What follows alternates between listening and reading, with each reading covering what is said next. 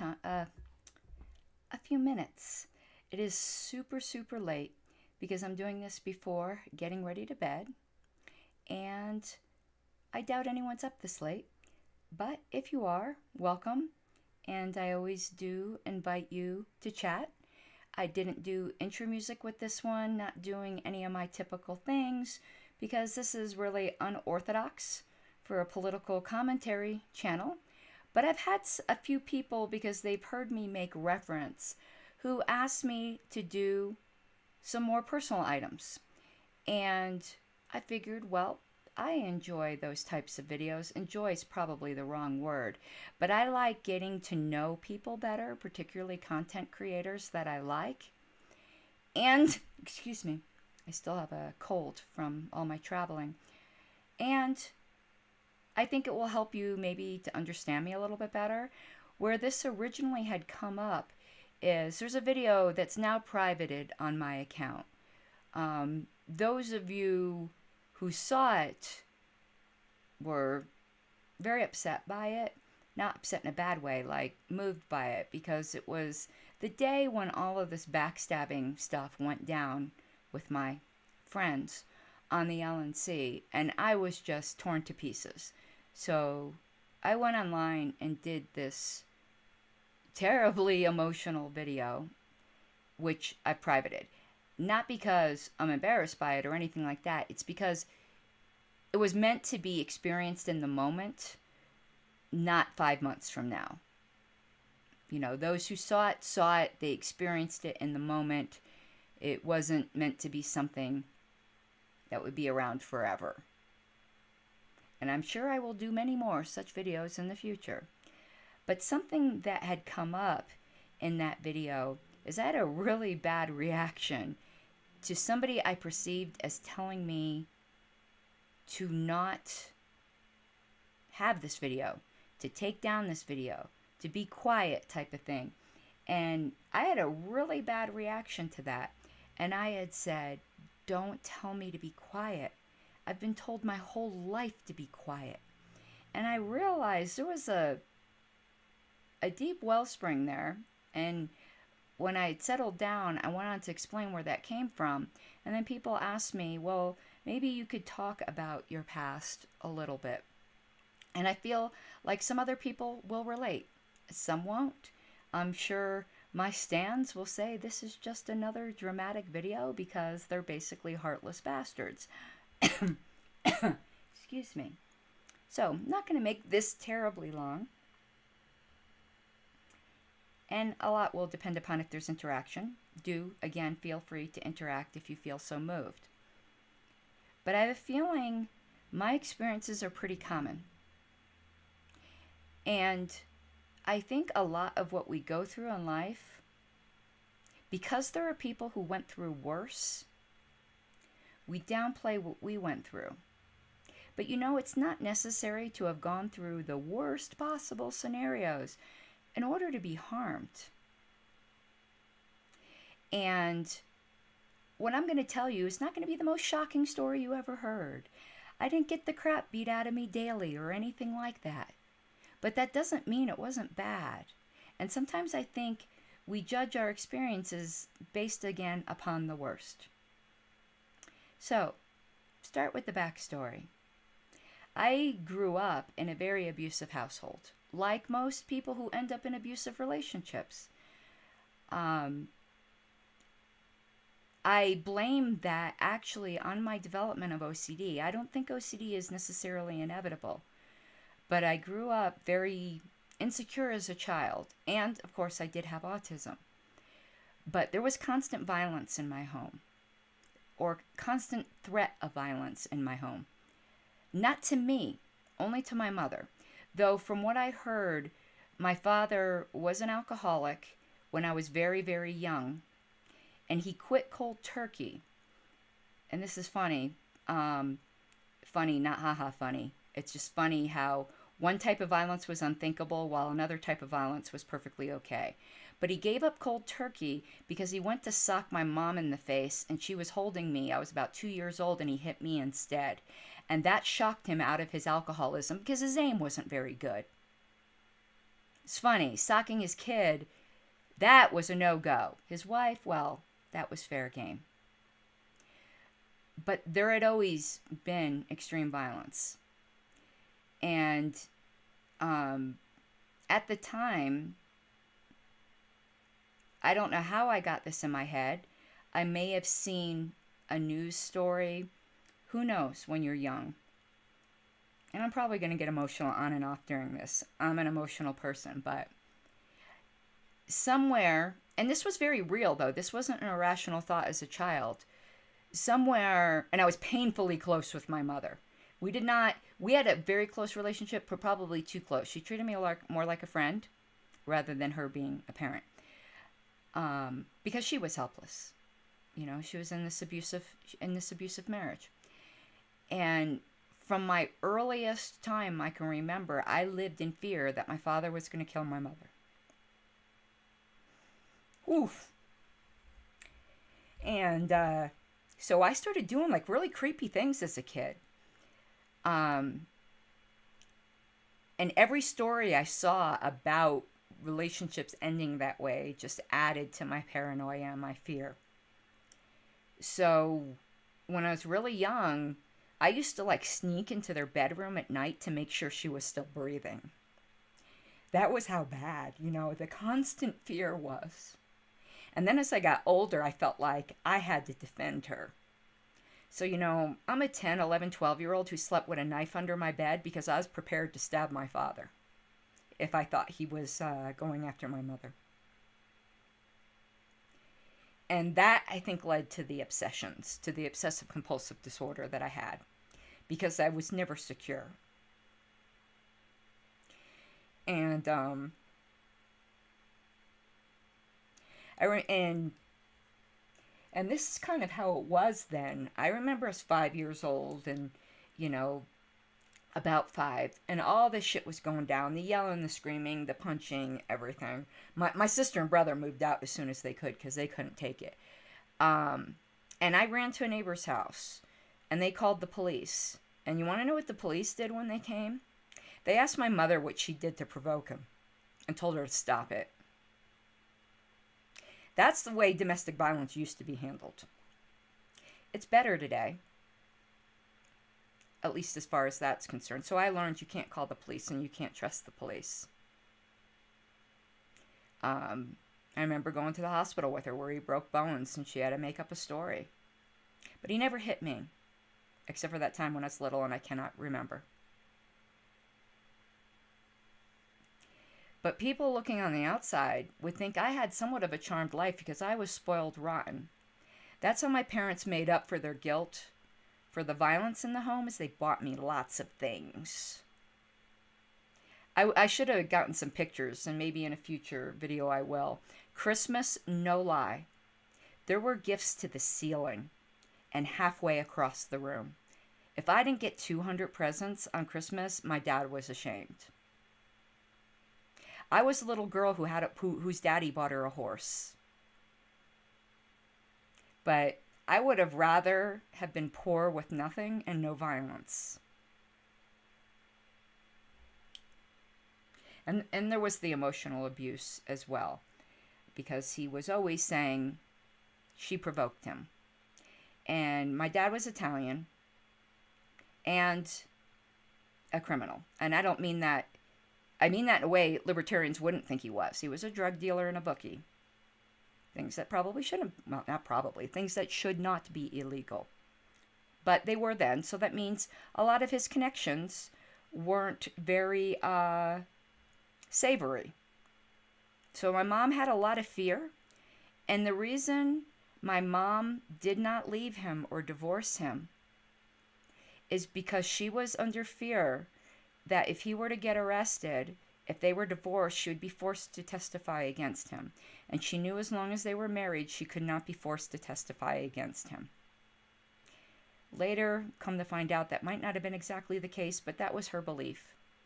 And that's why she stayed married, because she was scared of his criminal connections and that what would happen to her if she was forced to testify against him. And maybe what would happen to the family, to me.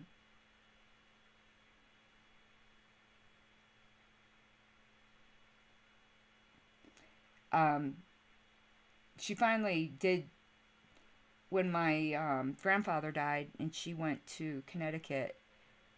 She stayed there, divorced him because she felt she was far away, I guess. She went a little nutty herself, felt like she abandoned me, which she basically did, but my mom was a very damaged person as well. And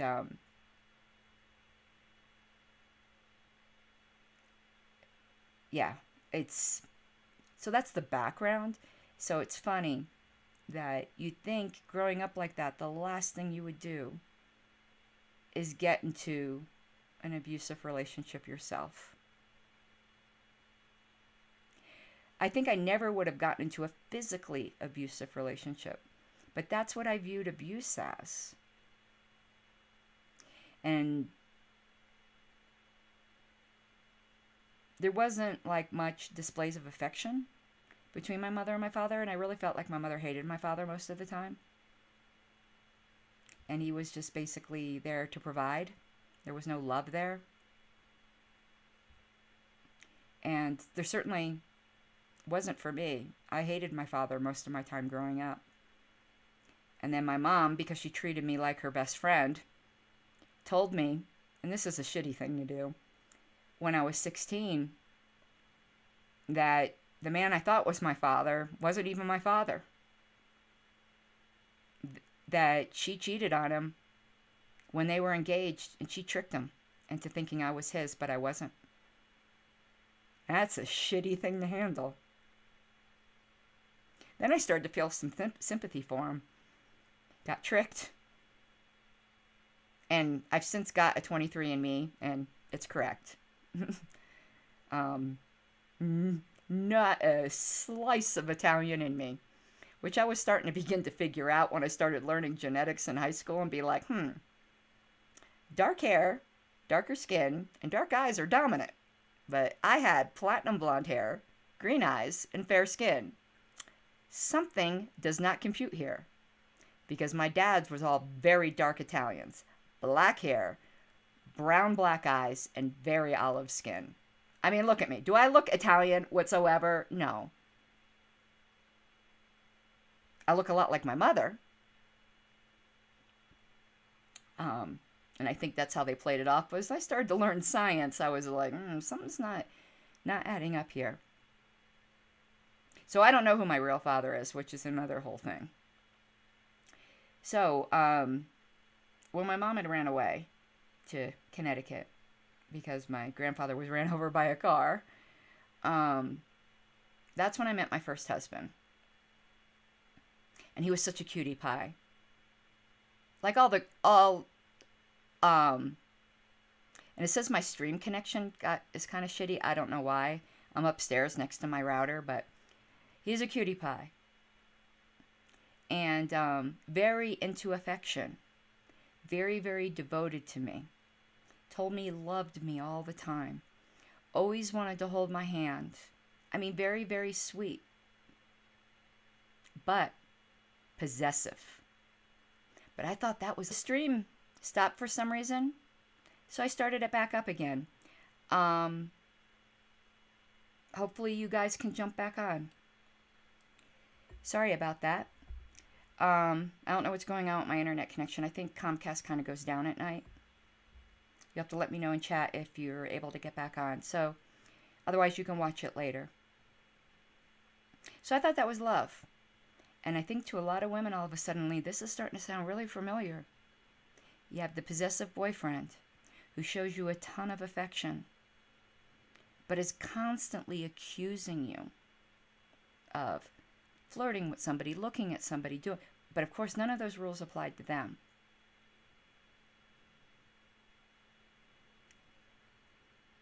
Oh, good. Okay, so the stream kept going.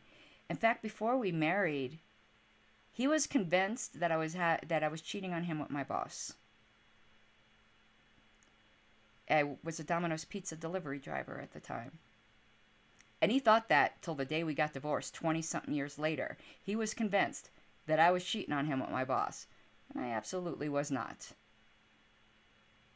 And before we got married, he actually, and I say it wasn't physical, but then I start thinking of physical things. But because I never got punched, I kept thinking it wasn't physical, but before we got married, he he wrestled me to the ground. He had this surgeon's razor, and he held it to my throat, asking me, "Did you cheat on me?" I didn't know what the right answer was. What do I say in order not to get killed?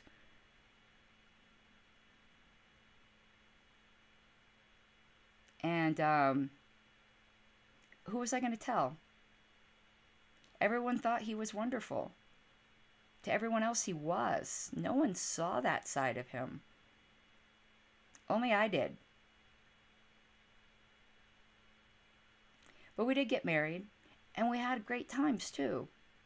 I was married for over 20 years. You don't stay married for over 20 years if there's not good times. He wasn't a thoroughly bad person. He'd probably be one of the best friends you could ever have. But he was terrible to be married to because of the possessiveness. And that's probably from what happened when he was growing up. From what I understand, his mom cheated on his dad all the time. We're all products of the way, and I see my stream keeps coughing up, I'm sorry, of the way we were brought up. So, throughout the whole time, there was just constant accusations and putting down. If I had a dime for every time I was called a whore, I'd be a multimillionaire. And so you dictate what I could wear. I couldn't wear makeup because makeup's only to attract men. I mean, there was just so much. And you guys know what an ebullient personality I have. I didn't have any of that then because I couldn't. He'd be like, "Why are you trying to draw attention to yourself? Are you trying to attract men?" And I used to work at Service Merchandise. I was a manager there. And if you've worked in retail, you know you're supposed to smile at customers. You're supposed to say hello. Well, he'd get infuriated. And he'd like spy on me at my work. And if I said hello to customers, it'd be constant accusations. He told me who my friends could be. And I wasn't allowed to confide in anybody. But finally, after being married for a while, probably, it was when I became a Christian. I became a Christian in 80. I became a Christian soon after we got married. And that's kind of what kept me in the marriage. Is because the fundamentalist sect of Christianity that I converted to, you know, you don't get divorced. So he told me I could confide in one friend. So one friend knew what was going on, but I wasn't allowed to have other friends. He monitored everything. And no matter what I did, it was never good enough.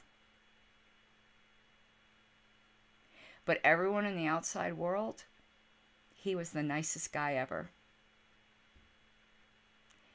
And he had a drinking problem.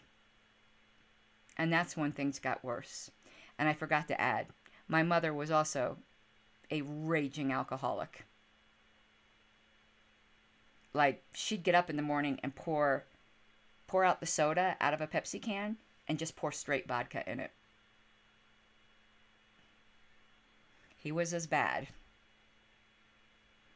Pothead and an alcoholic. And he was an ugly alcoholic. The accusations got worse. And they got more and more paranoid.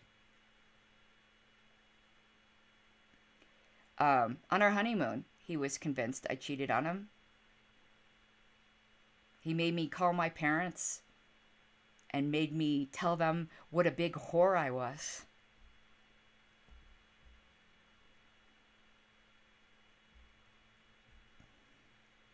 So wasn't really allowed to do anything, so church became my life because that was safe. And that's also what kept me in the abusive marriage. And also developed severe depression, and the church frowned on antidepressants. So it was just not a good situation all the way around.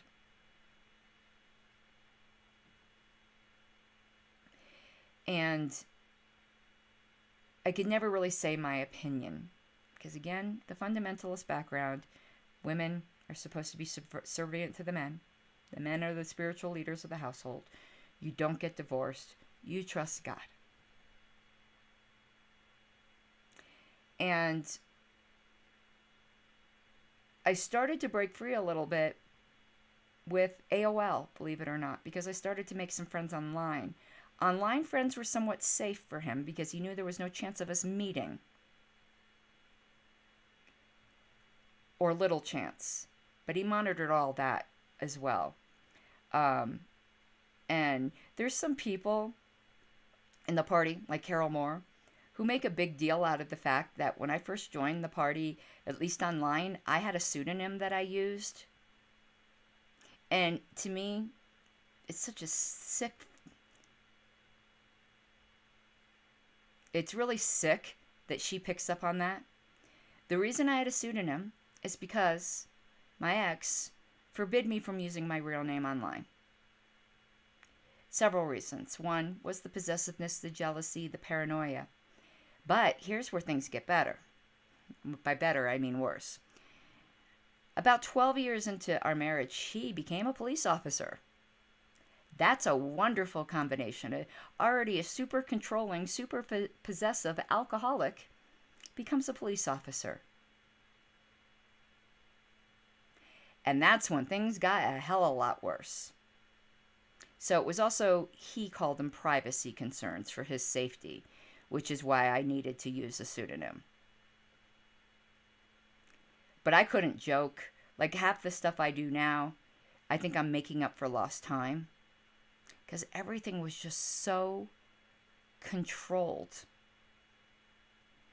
And let me tell you how bad it became once he became an officer. I'd get grilled, like for things like, how do you answer this? He got so paranoid. I'm going to tell you true stories. I couldn't make this shit up. I'd come home and he'd say, the curtains, they've moved. And I'd go, okay. And he'd be like, you had a man crawling through that window, didn't you? Like, I wish I could make this up. I never knew what was coming. How do you prepare for that? The wax ring on our toilet broke. He said it broke because he knows I have a fat boyfriend that sat on it. He started destroying things in the house that he thought looked like penises. I had these speakers. There were Carmen, you know that Carmen, I can't think of it. It's very expensive speakers, and they were, you've probably seen these. These are super cool looking. They were clear. But he said they looked like penises, and I was probably masturbating with them. So he destroyed them. I wasn't allowed to buy cucumbers because he was jealous of cucumbers, because he thought I would be doing things with cucumbers. I can't make this up. He would wake me up in the middle of the night and shine his police flashlight into my face and interrogate me about what men I was talking to. Then, it wasn't just men. After that, it was everybody. I mean, I already had vegetables covered, apparently. Yeah, then it was my female friends and my female bosses. No matter what. I was the horniest bitch on the planet, apparently. I was nymphomaniac of the year. Like anything that even remotely looked like a dick, I'd be humping. I have to laugh because it was so sick. And how do you tell people this? How do you tell people you're not allowed to buy a cucumber? And he was a cop. And he had threatened like he was going to like call his police friends on me.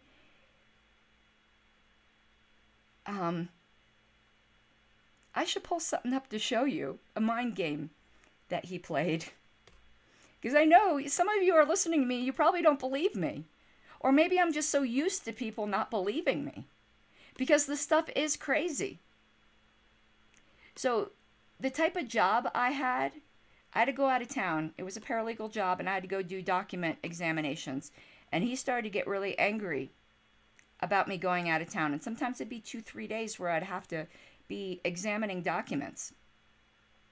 So he would start texting me and say, I'm watching you. I'm following you. Or I've got one of my police friends following you. I know what you're doing right now. I mean, it was really, really, really creepy. And I believed him. He would constantly take my phone and scroll through everything, to make sure, all these men, apparently. And even the most innocent text, he would turn into something. I used to own a theology debate forum, and we would have management meetings, for problem posters, things like that. And one of the people that helped run the forum with me, um, he wasn't even 18 years old. And he texted me and said, "Are we meeting tonight?" And my ex was convinced we were like meeting in person somewhere. This is like a kid who didn't even live in the same state as us.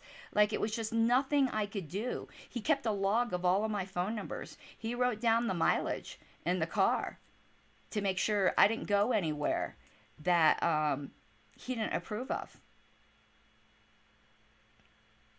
I'm trying to find these old text messages. I'm flipping through here because I want to show you, because I feel like you don't believe it unless you see it. And I'm just even like, I've forgotten more of the crazy shit than I remembered. But, I thought it was noble and holy. And, what God wanted for you to, that through your good works, you were going to bring your husband to Christ. Well, guess what happened? He became a Christian. And he stayed the same. He was actually thinking of going into ministry. God, what then? And all this stuff was still going on, and everyone at church just thought he was the shit. And because I wasn't allowed to have friends, I was viewed as very standoffish and unfriendly, not realizing that I got punished if I had friends. He'd listen into my phone calls. Well, I can't find the text, so I'll just tell you, because I've saved a lot of pictures, what he did when I was out of town. I'm sitting there eating dinner, and I'm going to the end of the pictures here, because I swore I saved these just to remind me of what I came from. So he sent me a text, and he said, "My mom died." Not mine. Mine was already dead. His mom. "My mom just died." And I'm like, "Oh my God, your mother died? I'll come home right now. What can I do?" He did that to trick me. His mom didn't die. He just couldn't stand me not being there. So he texts me while I'm at work. And then I have to explain to my work, because I told him I need to go home because my husband's mother died. And then I had to explain to him how she didn't really die. It's freaking sick.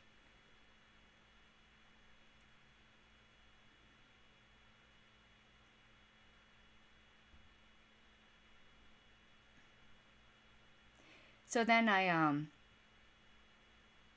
then he started, just the accusations towards the end there. And I was just getting so depressed too. I would threaten self-harm a lot because I was so depressed. I would have done anything to get him to stop.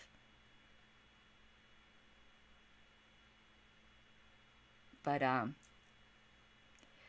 another reason why I didn't leave or tell anyone is because he told me he would kill himself if I did. And I had visions coming home and finding him with his brains all over the wall. Constantly threatened to kill himself. And we had plenty of guns. So, how'd I get out? I started to break free a bit of the fundamentalism. And funny enough that I'm doing YouTube videos now, I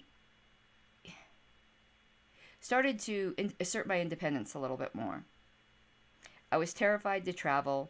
I was getting involved with some people involved in the Macintosh community. And I was invited to cover Macworld And he knew how terrified I was to fly. So he was going to go with me the day before he cancels, just so he could fuck up everything for me. And you want to know what? I went anyway. And that was the beginning of the end. That was a year before our divorce. He couldn't believe I did it. I called my sister up, said, then they let you switch plane tickets still? And she went instead. But it was the beginning of the end, because I got a little taste of freedom that I could live on my own. And I had always been the primary breadwinner. I'd always had a better job and made more money. But I couldn't. I got blamed for everything. Okay, let's just put it that way. And so I made a video, a fun video, which I've played for you guys before. It keeps getting copyright struck from YouTube, but it was me doing the chicken dance thing. And I posted it online just because I thought it was funny and cute. And he was mortified by it.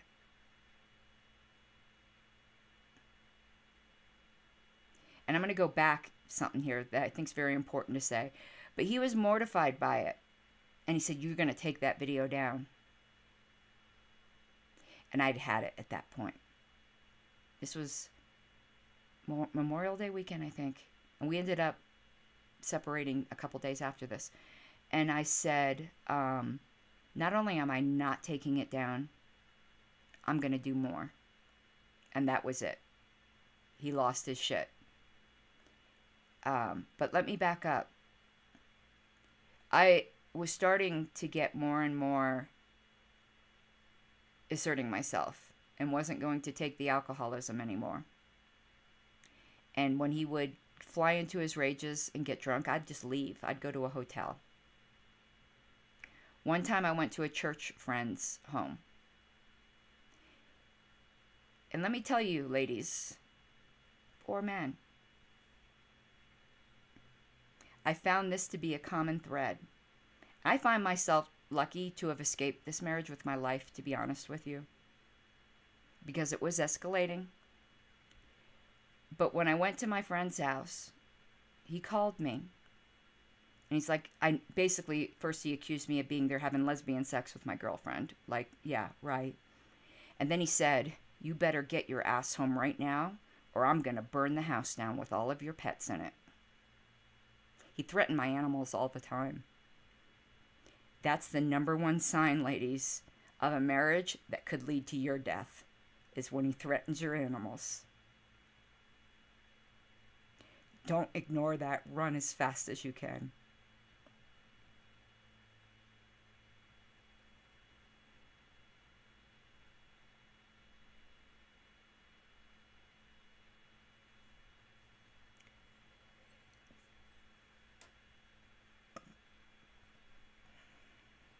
I've heard that a lot. It's a very common thread to threaten the pets. And it was escalating, and I like to deny it. I like to forget that he tried to choke me. You say he didn't really mean it. I mean, so the night that he was removed from the home, he was removed for domestic violence. But the funny thing is, he did a lot worse to me than what he got arrested for that night. And while what he did that night was technically domestic violence, I think there are degrees of it, and it minimalizes women who actually get the shit kicked out of them to be called the same thing as what happened to me. He was forcing my cell phone out of my hands and was physically prying my fingers back. That is what they classified as domestic violence, and it is unwanted and violent touching, but I wouldn't put that on par with like what happened to my mother. But that's what he got arrested for. So I ran out of the house after he pried the cell phone from my hands because he was convinced. I was watching a Civil War documentary, and I had multiple screens that I would multitask. And when I switched from one screen to another, he swore it was because I must have been watching pornography. and didn't want him to see it, and it was fucking Civil War. Okay. And that's what he flew into a rage about and was trying to get my phone and all of this. And then said he was going to call the police on me, saying that I battered him. So I ran out of the house. And I was in such a state of hysterics that, and he was so drunk, and he had threatened to kill himself so many times that, and we had a lot of guns. I thought I heard a shot come from the house. I don't know what I heard. And maybe it, no, there was no bullet holes for it. But I thought he killed himself. And I called the police. I didn't call the police on him because he tried to get the cell phone from my hands. I was scared he killed himself, and I didn't want to go back in the house.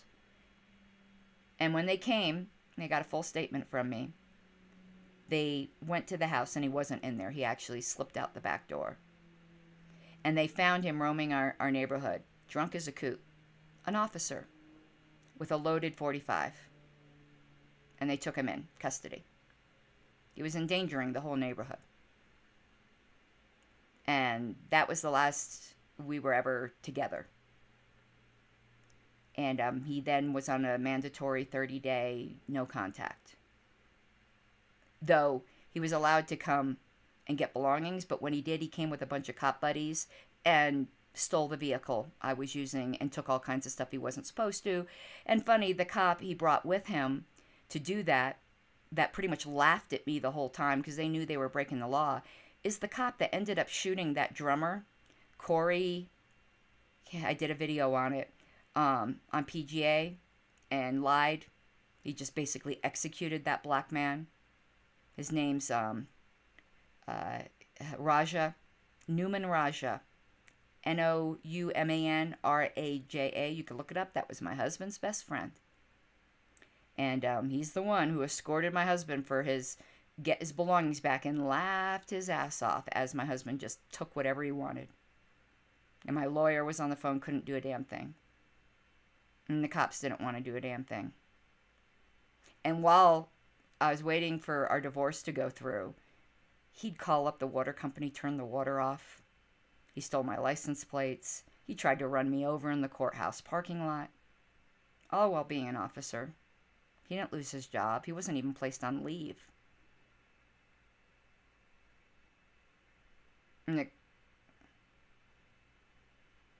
And then while we were in the midst, and I was so indignant at all the accusations, I actually paid about $2,000 to go take my own lie detector test to prove that I was not a cheat and I never cheated on him. I didn't do the things he was accusing me of.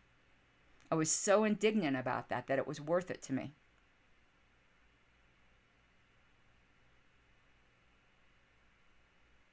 That's why I get so incensed when people call me a liar. I'm not a liar. And I'll take a fucking lie detector test. I did it before for that bastard. Don't you dare call me a liar.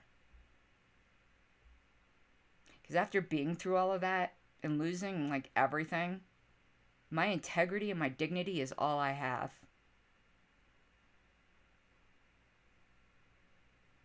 So while our divorce was going through, he started shacking up with another girl. He probably was cheating on me the whole time. I've learned that people who accuse constantly other people are cheating are usually cheaters. They project. I don't know that for sure, but I wouldn't be surprised. And the gal he was shacking up with was another officer. And he told everyone what a crazy bitch I was. And everyone believed him. Until he beat up his cop girlfriend. Then all of a sudden, people were like, well, maybe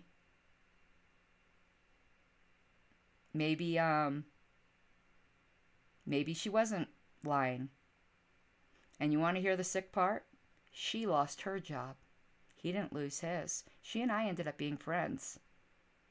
I happened to be looking in the court records one day to see how the divorce thing was coming along, and I saw he had another case. And I called up her attorney and said, what's going on here? And he asked me if I would talk to her. He said that she was very young. She was much younger and very vulnerable. And I wasn't feeling any kind of jealousy towards this girl. I felt only pity. And we met and we became friends. But she lost her job. She was on a career track to become an FBI agent, and he ruined that for her. He still is an officer. He got in trouble a few years ago for coming to work drunk, so I guess he's still an alcoholic. I don't know. So, because of that, why do I now refuse to hide anything? Why do I live with my heart on my sleeve? Because I've been forced to hide everything for decades. I wasn't allowed to show anything. I wasn't allowed to be my true self. I wasn't allowed to be wild and crazy and out there and opinionated. So that's what I am now. And why I refuse to back down even when people think I should. Why I will not be bullied. Because I'd been bullied for 20 years. And I will not be bullied again. Why I refuse to back down when I see there's wrongs being done.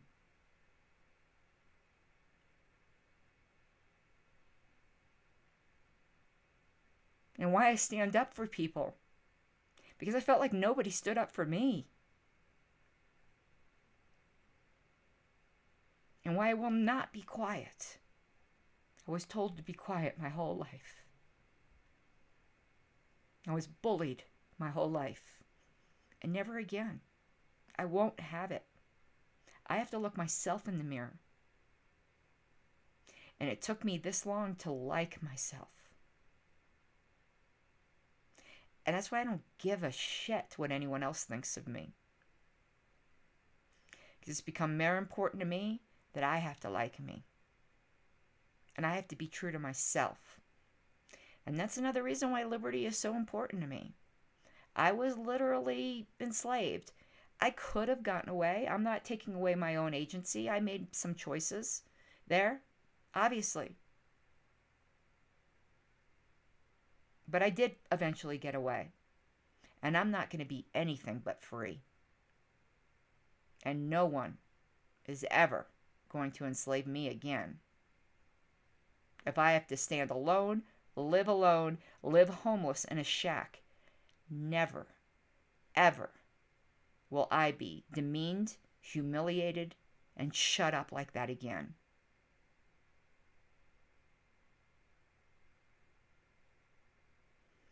And shame on Carol Moore for making a big deal out of the fact that I used to have a pseudonym. That was born out of abuse.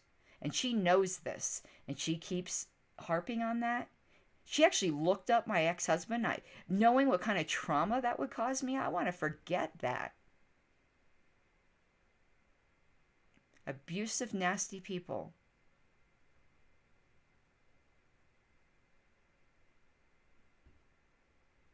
So, this May, I hope it helps some of you.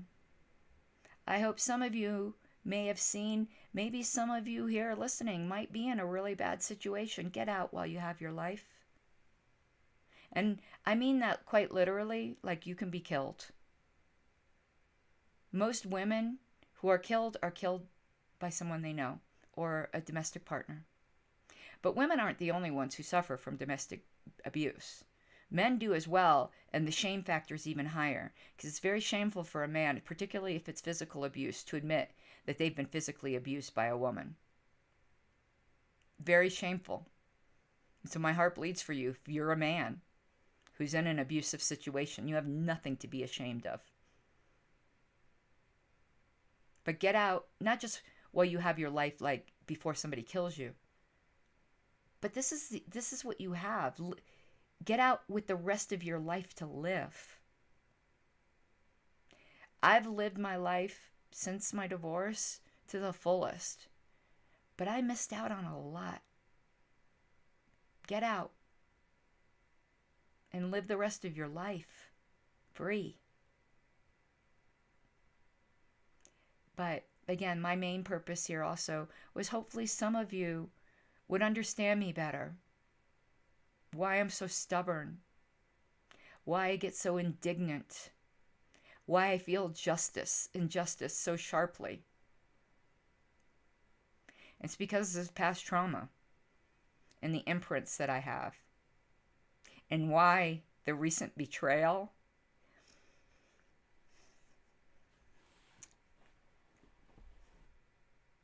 I already had trust problems. I just got over them. And to be backstabbed the way I was,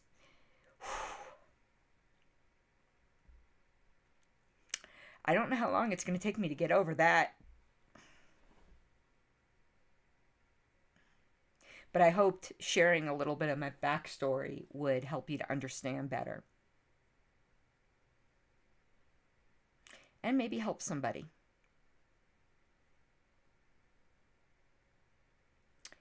And give hope, maybe, to somebody. You can get out and have a wonderful life. And I'm married, as you guys know, and Wayne is the exact opposite. I wouldn't put up with it if he wasn't. I'm not saying our marriage is perfect. It's not. And there are issues we have to deal with. But I know that if for something would go terribly wrong tomorrow, I'd hold my head up high and leave. It's not worth it. There's somebody out there who will love you for who you are, rather than put down who you are. You deserve it.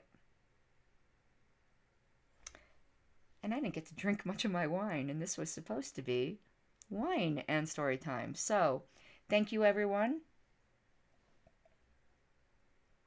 I think I'm going to head off to bed. I hope this wasn't too heavy.